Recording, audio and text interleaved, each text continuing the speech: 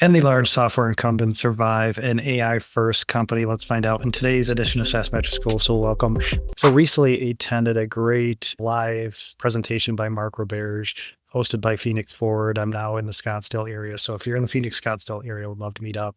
But Mark Roberge talking about AIs, AI trends, et cetera. And he brought up a really interesting point, talking and thinking back to the late 90s and those big software incumbents, those large public software companies, and as the business models shifted. So we went from on-premise to subscription to SaaS architecture, now facing this AI first model.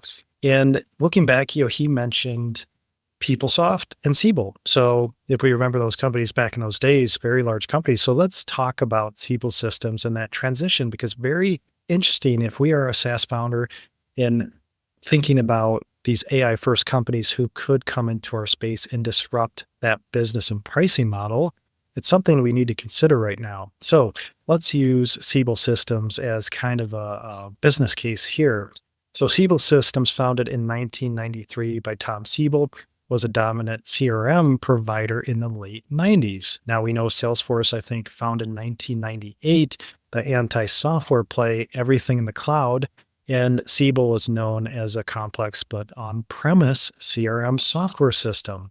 And now Salesforce comes in with their CRM system, and a lot of these large incumbents had difficulty or couldn't transition to that cloud model and subscription base because they had gotten so big. It was hard to make those shifts and those fast shifts. So Salesforce came in, faster, cheaper, cloud-based CRM.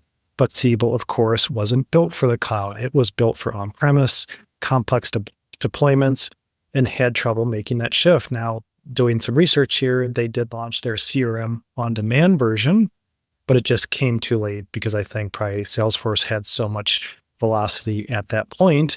And then later in the timeline, Oracle acquired Siebel in 2005 for about $6 billion. Oracle also acquired PeopleSoft. So two large incumbents that maybe had trouble with that shift from the on-premise model now to cloud architecture and to SaaS subscriptions. And doing some quick research, it looks like Siebel shareholders got about a 10% premium over the market value at that time. And we know that can go much higher. I'm no public company market value expert. They got a 10% premium on their shares. Now, this is really interesting because Mark Roberge brought this up, because if we're a large software incumbent, he brought up Zendesk, and not picking on Zendesk, but what if an AI first comes in, and maybe with Zendesk, combination of the software plus tech support, maybe it costs us $100 to close a support ticket. But now an AI first, Agentic AI can come in and solve maybe tier one support for $5 a ticket. And that's a major disruption. Think about Zendesk and how big they are. Like, how long would it take them to shift their business model, their architecture to AI first and lower those prices per ticket? So it's just a really interesting conversation that he had with that tech founder community or tech community a week or two ago in Tempe, Arizona.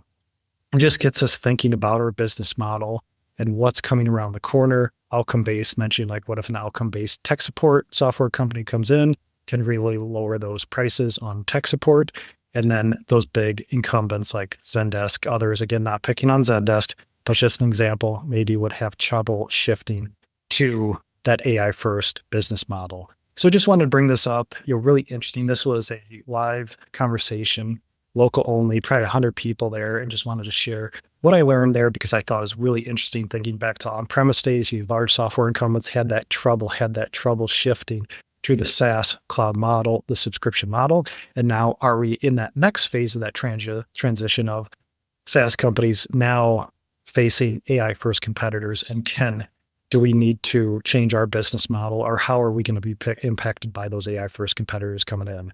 So interesting conversation, and just wanted to share this in today's edition of SaaS Metrics School.